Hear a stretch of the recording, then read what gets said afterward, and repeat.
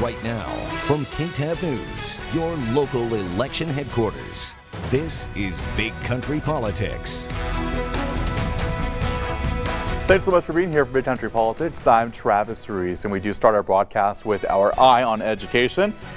Some students are back on Abilene ISD campuses after trying out remote learning. And as KTAB's Mercedes Hernandez speaks, she has more on why youngsters are going back to school and a look at the current enrollment numbers.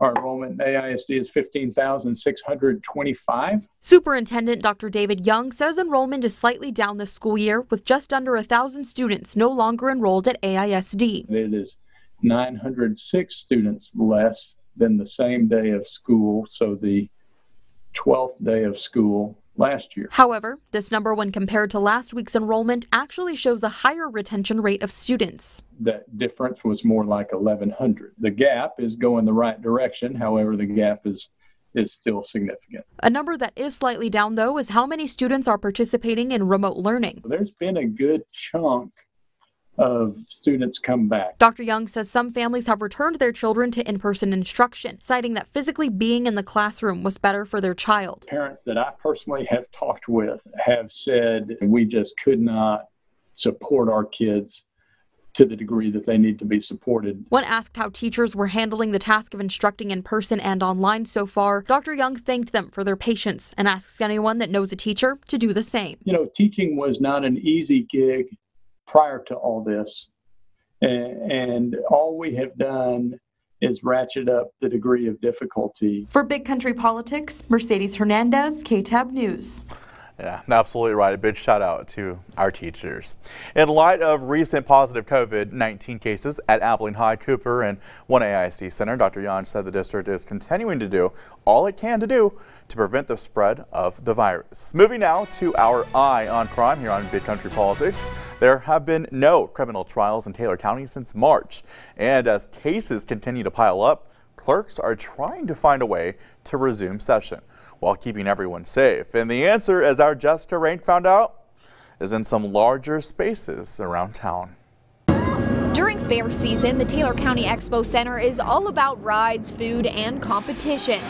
But when the excitement is over and the thrills are gone, we haven't had a jury trial since March. the fun and games will be replaced with law and order. I know for us it's about 750 jury trials that are pending. The 350th District Court sounding the gavel after months of silence. Currently we do jury duty in the central jury room on the first floor of the courthouse. The only question was, how were they going to do it? Due to the space restrictions, we are left with 68 chairs that are 6 feet apart from each other. Typically speaking, on a Monday morning we would call in 150. Leaving judges looking for a bigger indoor space. I think just the logical thought was the Expo Center. The display building, round building, all big enough for jury selection. I think we can get 300 chairs in there, 6 feet apart. Now that the space issue is taken care of, Take a temperature real quick. all right, the Taylor County Sheriff's Department takes care of the rest. Come on in. Very much. There'll be a lot more deputies on hand to direct people to where they need to be and to get them through into the building efficiently as possible.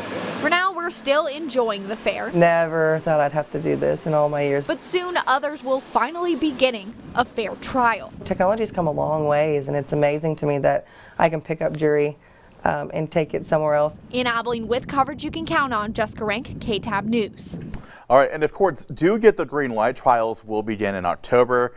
Now keep in mind that the 350th is one of 3 courts in the county, right here in Taylor County, and all of those are backlogged as well. Now to our eye on Abilene. A program designed to help people regain independence is back up and running. We're talking about Work Again West Texas.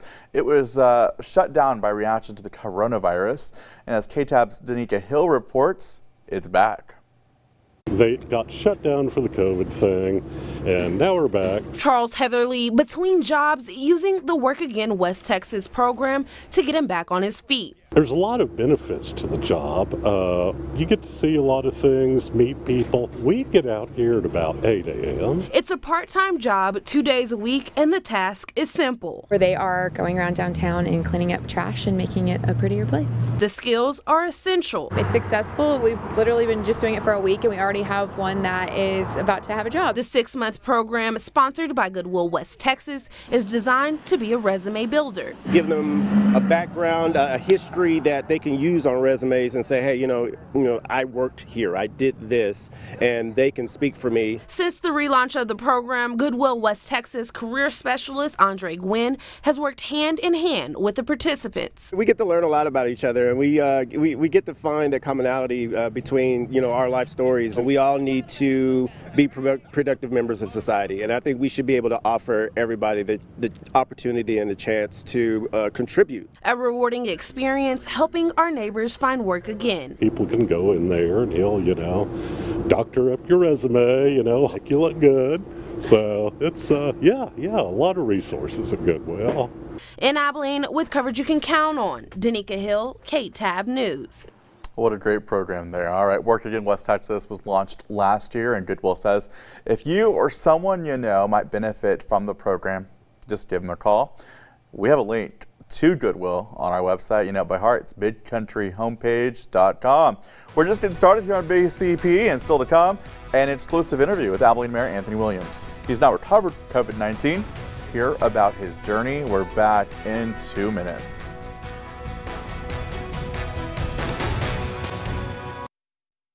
Big Country Politics on KTAB continues. Welcome back to Big Country Politics, and joining us now is Abilene Mayor Anthony Williams. Mayor Williams, thank you so much for joining us. Well, thanks for the invite, and good morning to you. All right, so COVID-19, that's the subject that we're talking about today, and you've got a unique perspective, and this is the first time we've talked since you had your bout with COVID-19. I want to hear all about it. Tell me how you are doing right now. Well, I'm doing well now. You know, during my illness, I lost around 35 pounds. However, the last few weeks, 11 of those pounds I found their way back in my physique, and so, but that's a whole different conversation. But with my COVID-19 experience, I didn't have life-threatening symptoms. I wasn't hospitalized. I was in constant contact with my primary and other physicians. But I lost my sense of smell. I lost my taste buds. Had body aches, extreme fatigue, and I had 5-6 days I didn't eat anything at all. I couldn't, no desire. But I'm very, very fortunate. I think. Of course, my doctor and wife, I think they enjoy the pounds that were lost. Let's see if I can just maintain that. Very good. In a text message to me, you called it an extremely humbling experience. Kind of describe to me how it was humbling. You know, I have never really processed the fact of my own mortality, that I was going to die one day. I had 3 or 4 days, and I was sequestered in a hotel room away from my family who was not positive. So I was all by myself. No TV, no iPad was turned on. And so I just thought about a lot of different things. And, it's very, very humbling when you think about we will all have a physical transition. And not that I didn't know that, but I was forced really to process that. And so that was extremely humbling. And Mayor, you had, a cough at that first city council meeting that was lingering, which is a symptom that many folks have. Do you have any other lingering symptoms? No, well, I still, my taste buds are back and things taste good to me, but I still don't really have much of an appetite. I still have just a slight cough every once in a while. But about a week and a half ago, was the first time I felt normal. But man, it was I don't get sick very often, and I was really ill. Was COVID-19 more serious than you thought? And so in my role as mayor, I've been in conversations with I'll call them the white coats, our medical professionals in our community. So I was not ignorant of COVID-19. And so rationally, I knew a lot about it. But when you have it, it's different. And so I do have a heightened respect for COVID-19. When I think about now the 41 of our neighbors who have died here in Abilene, 3 of which, I knew, this is a serious healthcare issue for Abilene and really for our country. As you move forward, having COVID-19, is that changing the way that you are dealing with different issues? Well, we've been in several conversations, or at least I have, with the governor's office over the last really 2 months. And we actually had a Zoom meeting with the governor's chief of staff and the gentleman that oversees COVID-19 and talked about a number of different things. At the forefront was, how do we reopen Texas? And so on that Zoom call, we had developer Tim Smith, Weldon Hurt, and of course, city manager Robert Hanna. And we had a pretty fruitful conversation about that and what that may look like moving forward to be responsible health-wise, but also, our economy's been crippled. Here locally, we had increased, our economy by $600 million in 3 years. In January, we had less than 1,000 of our neighbors who were unemployed.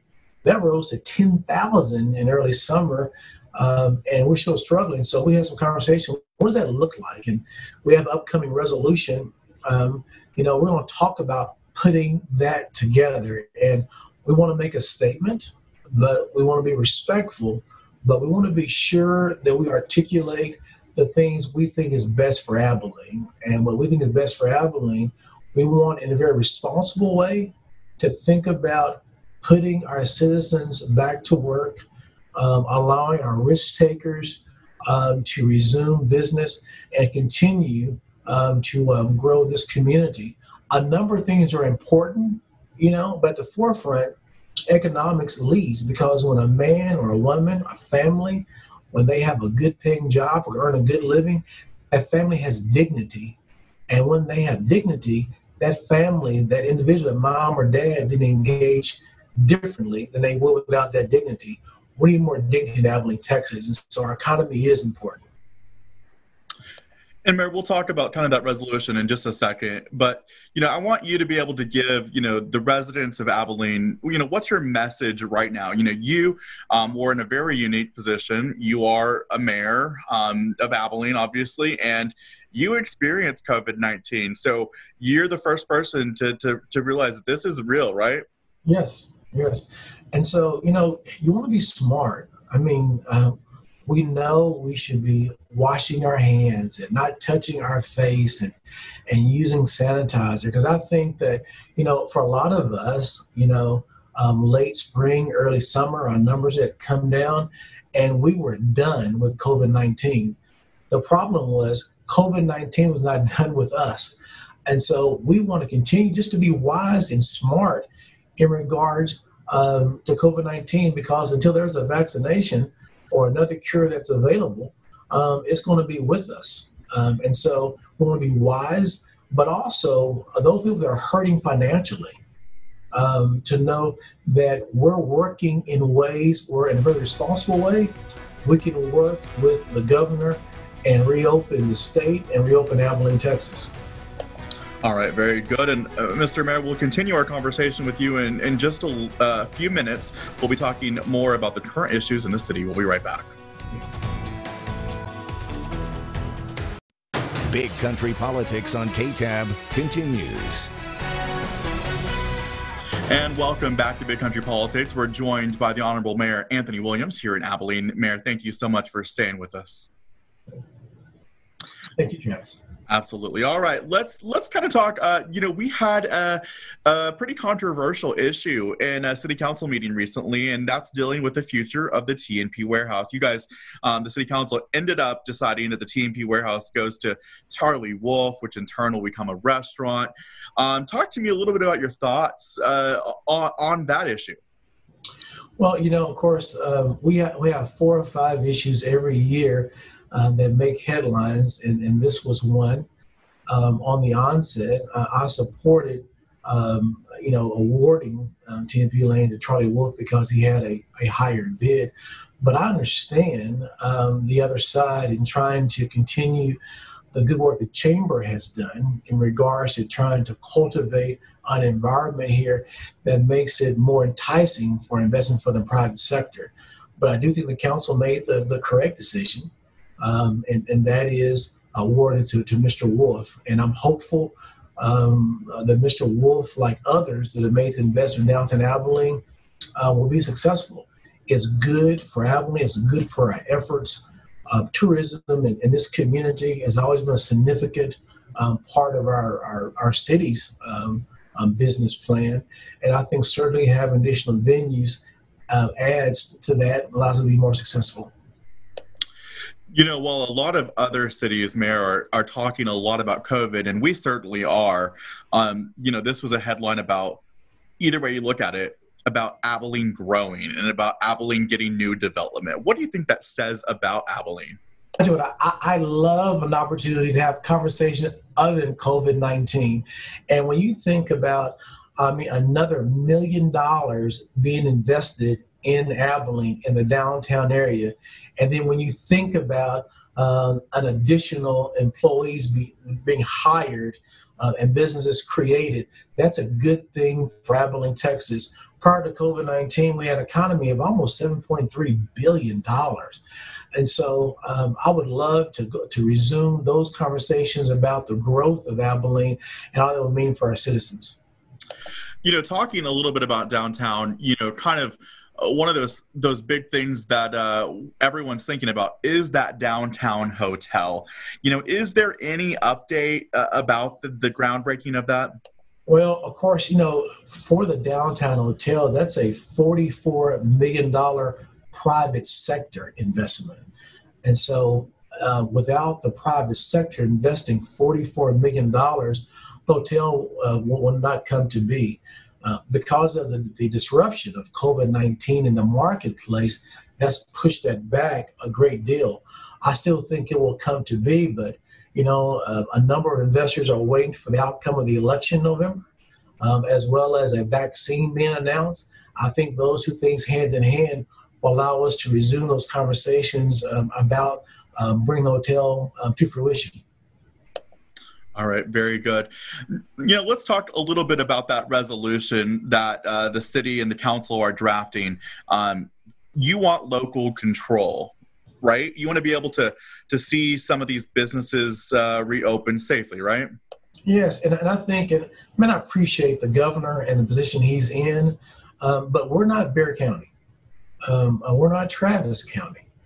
And I think having a model or the order to be using a model this for everyone, every municipality throughout the state, acknowledging that every community is different is not the best approach in my opinion. And so we would like, in a very responsible way, acknowledging that this is a significant healthcare issue.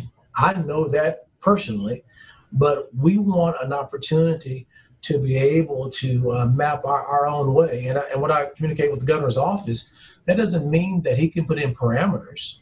Certainly, we're a county of 140,000 in population, and we have around 400 active cases. And so I think that lends itself to more flexibility than other communities that have a higher percentile of infection in their cities and counties. How is Abilene doing? I know you look at that dashboard. We've got about 400 active cases. How are we doing in our region? I think we're doing extremely well. If you look in the last recent days on PCR tests and even antigen tests, we're doing very, very well.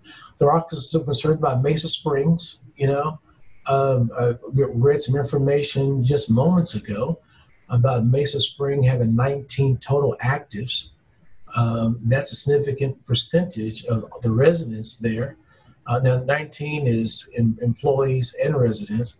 And so that's a concern because we know when COVID-19 embeds itself in nursing facilities, it has detrimental effects. And so we're concerned about that. I'm concerned about that hotspot. But overall, we've done extremely well because our people have responded. Now, with this past Labor Day and what that will look like, I know the governor is waiting the latter part of the month to make some decisions.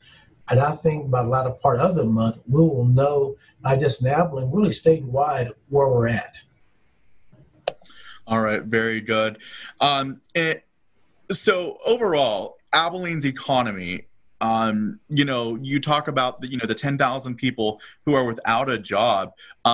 There's still hope out there for them. And do you think we will recover? We're resilient. One thing about Abilene and one thing about our country is that part of our DNA is being resilient. So we're going to be okay. Maybe not tomorrow, maybe not next week, but I think we'll recover. I think we look back at 08, 09 on how we recovered as a nation, as a community. So I'm expecting significant opportunities in Abilene, Texas, and in our nation. All right, a great message to end on. Mayor Williams, as always, thank you so much for joining us, and we are very glad that you are feeling better. All right. Thank you very much.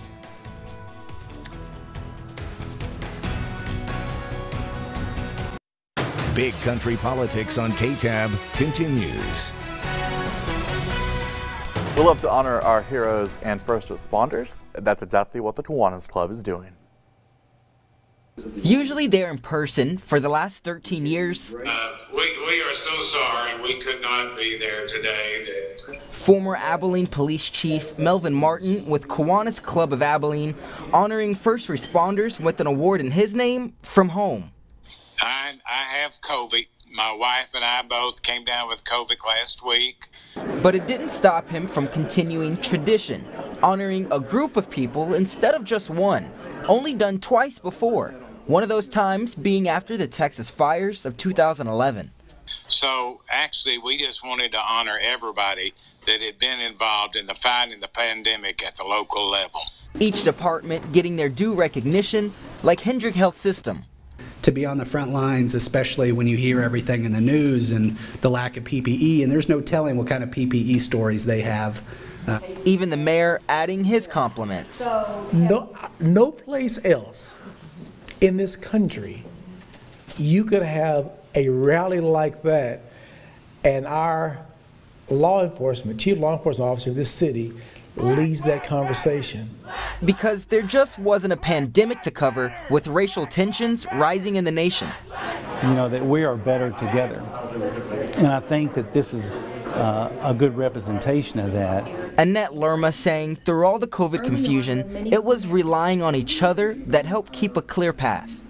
So in the end, although there was no manual on how to respond to a pandemic, it turns out we already had everything we needed to overcome it.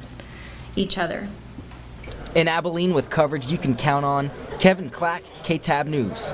Gotta love that. Very good. Thanks for watching Big Country Politics. We'll see you same time, same place next week.